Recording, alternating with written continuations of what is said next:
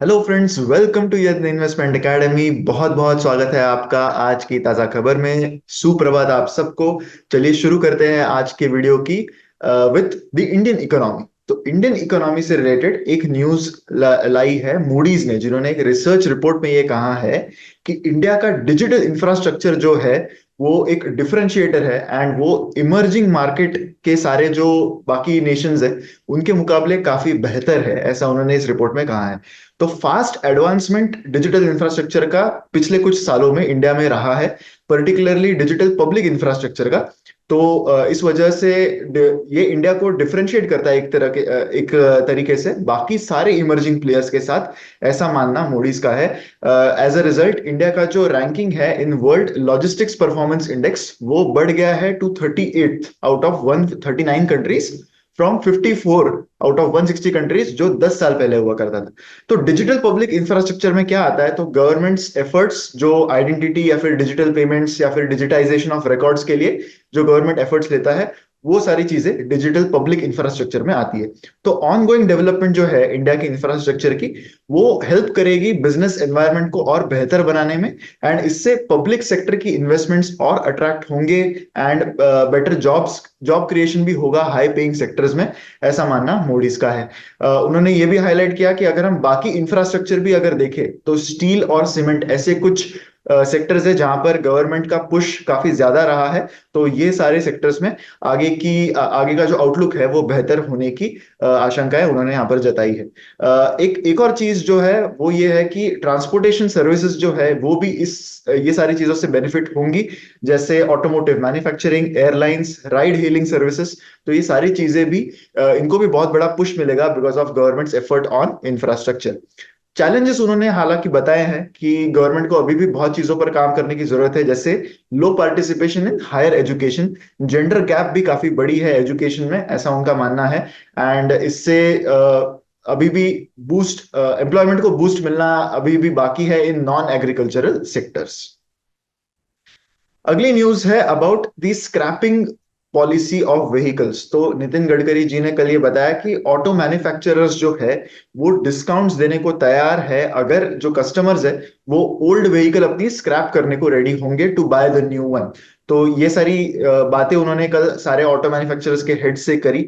तो इसके बाद ये कंक्लूजन यहाँ पर आया है। तो बहुत सारे कमर्शियल और पैसेंजर व्हीकल मैन्युफैक्चरर्स जो है वो डिस्काउंट्स देने को तैयार है for buying new vehicles against scrapping of old vehicle with a valid certificate of deposit, ऐसा नितिन गडकरी जी ने कहा। तो इस पर ऑलरेडी व्हीकल स्क्रैपेज की पॉलिसी है लेकिन अब तक ज्यादा डेवलपमेंट इस पर हुई नहीं थी।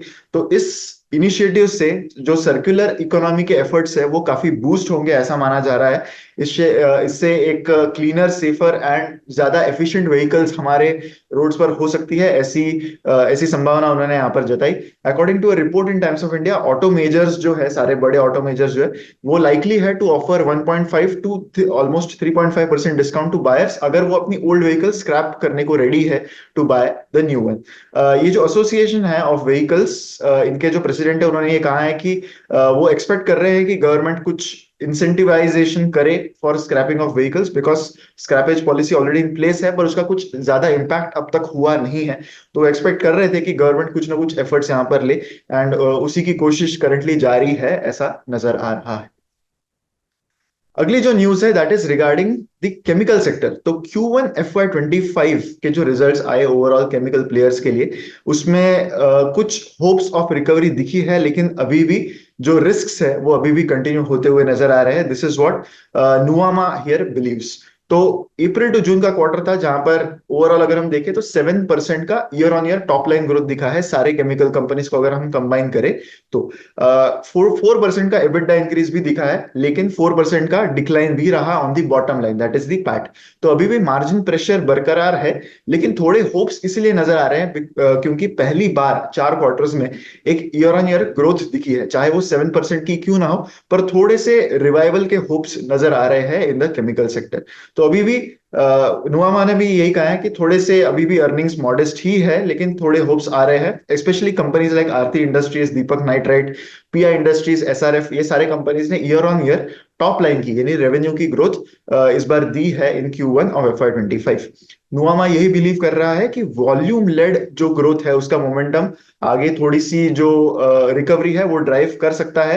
प्राइजेस में भी थोड़े से अपटिक्स है, तो वो भी उस वजह से भी थोड़ा सा फायदा केमिकल कंपनीज को होगा, लेकिन अभी भी प्रॉफिटेबिलिटी ये अभी भी एक मेजर कंसर्न है।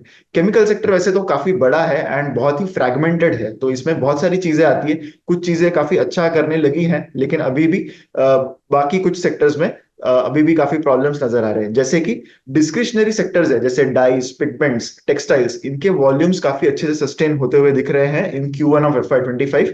तो जो कंपनीज एंड यूजर इंडस्ट्रीज को केटर करती है ये सारे सेगमेंट्स में, तो उनकी तरफ ज्यादा बेटर रिजल्ट्स नजर आए। वहीं एग्रोकेमिकल्स में अभी भी चैलेंजेस नजर आ रहे हैं, जहां पर रियलाइजेशंस जो है वो अभी भी सबड्यूड है। डीस्टॉकिंग जो पिछले एक साल से कंटिन्यू हो रहा है वो अभी भी जारी नजर आ रहा है। तो अगर मैनेजमेंट कमेंट्री की बात करें जो मैक्सिमम केमिकल प्लेयर्स ने दी, तो उनका यही कहना है कि अभी भी एग्रोकेमिकल्स के जो मैनेजमेंट कमेंट्रीज है वो अभी भी थोड़े से म्यूटेड है। उनकी सारी जो उन्होंने जो भी गाइडेंस दिया है वो इसी पर हिंट कर रहा है कि सेकंड हाफ जो है इस साल का वो थोड़ा सा बेहतर हो सकता है, क्योंकि तब ग्लोबल चैलेंजेस जो है वो थोड़े से कम उनको तब नजर आ रहे हैं। अभी भी चाइनीज ओवर सप्लाई का रिस्क जो है वो अभी भी प्राइजेस पर बरकरार दिख रहा है। इंडिया के शुगर प्रोड्यूसर्स फिलहाल सिर्फ देख ही पा रहे हैं, जबकि ग्लोबल शुगर प्राइसेस बढ़ रहे हैं। इंडिया के शुगर प्रोड्यूसर्स क्यों देख पा रहे हैं? बिकॉज शुगर के जो एक्सपोर्ट्स है वो गवर्नमेंट ने बैन कर दिए। तो न्यूज ये है कि लगभग 5 million metric tons of sugar cane जो है वो फॉरेस्ट फायर्स की वजह से ब्राजील में लॉस्ट हो चुका है। काफी ज्यादा फॉरेस्ट फायर्स का प्रॉब्लम वहां पर करंटली नजर आ रहा है, जिस वजह से बहुत सारी जो प्लांटेशन है शुगर केन के वो इससे काफी ज्यादा अफेक्ट हुए हैं। But as I said, India के जो शुगर स्टॉक्स है वो इस पर कुछ अपटिक हमें नजर नहीं आया, क्योंकि अक्टूबर 2023 से गवर्नमेंट ने शुगर के एक्सपोर्ट्स जो है उस पर बैन लगाया रखा है, रिस्ट्रिक्शंस है शुगर के एक्सपोर्ट्स पर, to control the prices at home. Brazil, जैसा कि आप जानते होंगे, वर्ल्ड का लार्जेस्ट शुगर प्रोड्यूसिंग नेशन है। तो ऐसे में एक बहुत बड़ा एक्सपोर्ट मार्केट में डेंट इस वजह से पड़ने वाला है, एंड इसी वजह से शुगर के प्राइसेस ऑलरेडी बढ़ना शुरू हो गए हैं। लगभग 4% से शुगर का एक इंडेक्स न्यूयॉर्क स्टॉक एक्सचेंज पर ट्रेड होता है, तो वो 4-5% से बढ़ता हुआ नजर आया था। इंडिया सेकंड लार्जेस्ट प्रोड्यूसर है at 19% of the global supply, लेकिन इंडिया का मैक्सिमम जो प्रोडक्शन होता है शुगर केन का वो सेल्फ कंजम्पशन में ही यूज होता है। तो रिडक्शन इन शुगर सप्लाई की वजह से हायर डिमांड आ सकती है from countries like India, followed by Thailand and China. लेकिन अभी भी इट इज अनलाइकली कि गवर्नमेंट जो है वो जो एक्सपोर्ट्स के ऊपर जो बैन है वो उठाएगी। उसका रीजन यही है कि फूड इन्फ्लेशन को लेके गवर्नमेंट काफी कंसर्न थी, जिस वजह से उन्होंने एक्सपोर्ट्स को बैन किया था। एंड अभी आने वाले जो सीजन है इंडिया में, दोज आर फेस्टिव सीजन जहां पर शुगर की डिमांड ज्यादा होती है। तो ऐसा बहुत अनलाइकली है कि गवर्नमेंट जो है वो शुगर के ऊपर जो एक्सपोर्ट बैन है वो उठाएगी, because of very large domestic demand in the country.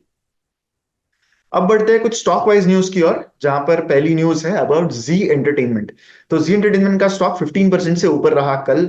उसका रीजन था कि कंपनी ने सेटल कर दिया है अपना merger termination dispute with Sony. तो जैसा कि आप जानते होंगे, सोनी के साथ उनका मर्जर सितंबर 2021 में इन प्रिंसिपल अप्रूव हुआ था। उसके बाद काफी लीगल प्रॉब्लम्स इस मर्जर पे आने शुरू हो गए, जैसे कि इंडसइंड बैंक जो वन ऑफ द लेंडर्स था जी एंटरटेनमेंट को, उन्होंने कहा कि उन्होंने इंसॉल्वेंसी के प्रोसीडिंग्स जो है अगेंस्ट जी वो इनिशिएट कर दिए थे। तो इसी के चलते ये जो मर्जर है between Sony and Zee, that was called off, यानी that was cancelled in January in this year. तो one of the main reasons जो ये $10 बिलियन की डील जो है वो डिरेल हो गई, दैट वाज कि दोनों कंपनीज में कोई सहमति नहीं हो पा रही थी रिगार्डिंग कि कौन इस कंबाइंड एंटिटी को जो है वो आगे ले जाएगा, who will be the CEO of this combined entity. तो इसी के चलते एंड बहुत सारे like I said legal road blocks भी आए थे, इसके चलते जो मर्जर है वो कॉल ऑफ हो गया था। मर्जर कैंसिल होने के बाद सोनी ग्रुप जो है उन्होंने आर्बिट्रेशन प्रोसीडिंग्स इनिशिएट कर दिए in Singapore international arbitration centre, claiming कि $90 मिलियन उनको मिलने चाहिए एज टर्मिनेशन फी, बिकॉज जी कुछ कंडीशंस जो है वो सेटिस्फाई करने में जो है वो they did not satisfy some of these conditions. तो इसी के चलते ये सारी चीजें अब तक जी के स्टॉक पर ओवरहैंग बनी हुई थी, तो वो सेटल होने की वजह से मार्केट ने इसको एक अच्छा सिग्नल मान लिया है। The next news is regarding Tatas big basket. तो क्विक कॉमर्स में कंपटीशन इंटेंसिफाई होने लगी है।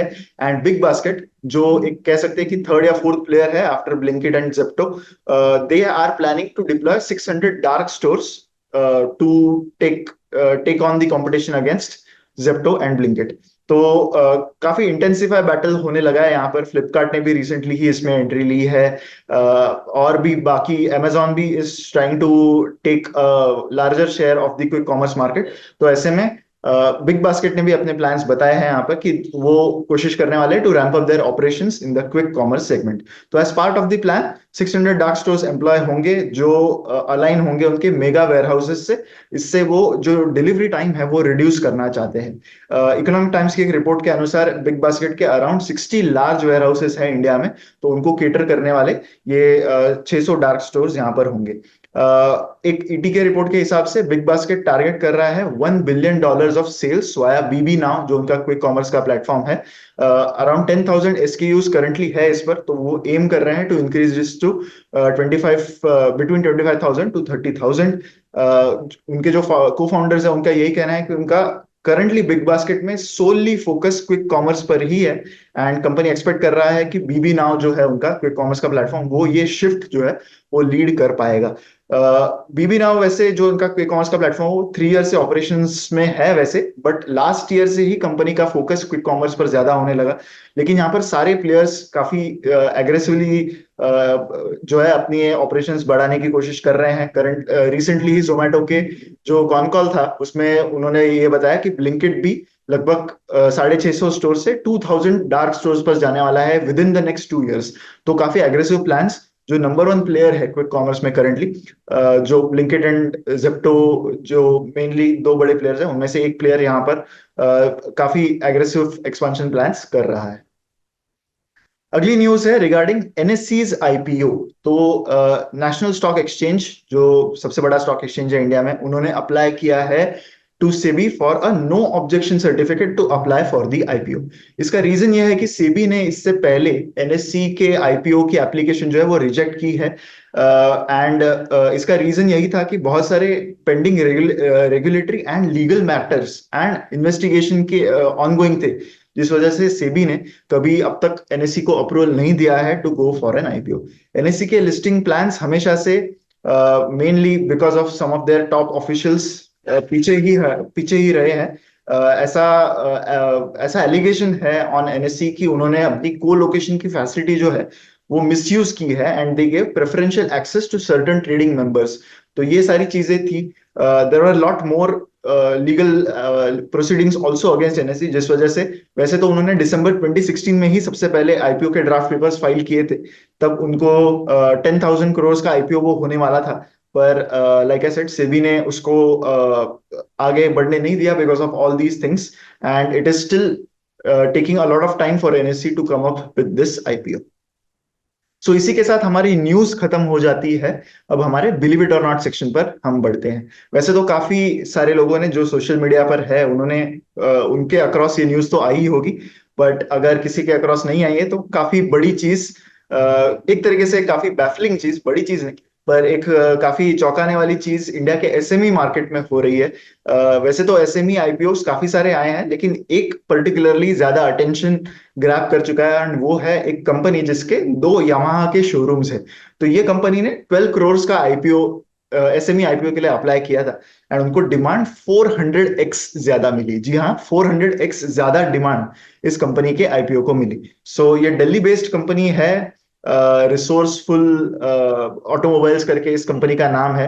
एंड इन्होंने एप्लीकेशन दी थी टू रेस 12 करोड़, बट उनको बिड्स मिले ऑफ 4,800 करोड़। जी हाँ, 4,800 करोड़ के उनको बिड्स टोटल मिले इस एसएमई आईपीओ के लिए। So over subscription almost 418 times रहा कंपनी का जब उनका आईपीओ क्लोज हुआ। तो just goes on to show कि किस तरह का इंटरेस्ट एसएमई मार्केट्स में आ रहा है। अगर आप एसएमई आईपीओ के लिस्टिंग गेन्स भी अगर आप देखें तो आप वहां पर देख सकते हो कि किस तरह का यूफोरिया इस मार्केट में ऑलरेडी क्रिएट हो चुका है। बहुत सारे लोग इंटरेस्टेड दिखते हैं इसमें कि एसएमई आईपीओज में इतना अच्छा गेन मिल रहा है, ऑल्दो प्रोबेबिलिटी बहुत कम होती है आईपीओ अलॉटमेंट की, बिकॉज लॉट साइज भी काफी बड़ा होता है यहाँ पर। बट हमेशा रिटेल इन्वेस्टर्स ने एसएमई आईपीओस में केयरफुल रहना चाहिए, क्योंकि लिक्विडिटी भी यहाँ पर काफी लो है। जरूरी नहीं है कि आप जिस आईपीओ में अप्लाई करोगे वहां पर लिस्टिंग गेन्स होंगे ही। अगर लिस्टिंग गेन्स ना रहे तो आपको वो शेयर्स बेचने में काफी दिक्कत हो सकती है, क्योंकि लिक्विडिटी का बहुत मेजर इशू है। इसे फ्लॉट्स में ही बिकते हैं सारे एसएमई स्टॉक्स, तो ऐसे में it is tough to find a buyer. तो बहुत सारे लोग अप्लाई करते हैं ये देख के कि सारे एसएमई आईपीओ जो है वो प्रीमियम पर ही लिस्ट हो रहे हैं। इस पर बहुत बड़ा, पिछले एक साल से अगर मैं देखूं तो ऑलमोस्ट हर एक आईपीओ लिस्टिंग गेन दे चुका है, because of the kind of interest जो एसएमई मार्केट में बढ़ रहा है। But like I said, retail investors को यहाँ पर सावधान रहने की बहुत जरूरत है। एक 12 करोड़ रेस करने वाली कंपनी को 4,800 करोड़ के टोटल एप्लीकेशंस मिले थे। हालांकि ये सारा पैसा कंपनी को नहीं मिलने वाला, कंपनी को सिर्फ 12 करोड़ ही मिलने वाले। But just goes on to show कि कितना इंटरेस्ट एसएमई आईपीओस पर करंटली इन्वेस्टर्स का ओवरऑल रहा है। एंड ऑब्वियसली रिसोर्सफुल ऑटोमोबाइल्स को काफी रिसोर्सफुल फायदा यहाँ पर इस आईपीओ से, एसएमई आईपीओ से होता हुआ दिख रहा है। So that is it for today's stock market news. मैं आशा करता हूँ कि आपको ये एपिसोड काफी इंसाइटफुल लगा होगा। वीडियो को लाइक करना मत भूलिए एंड शेयर भी करें विद मैक्सिमम पीपल। अगर चैनल को अब तक सब्सक्राइब नहीं किया है आपने तो सब्सक्राइब जरूर कीजिएगा। मिलेंगे अगले वीडियो में। Thank you so much.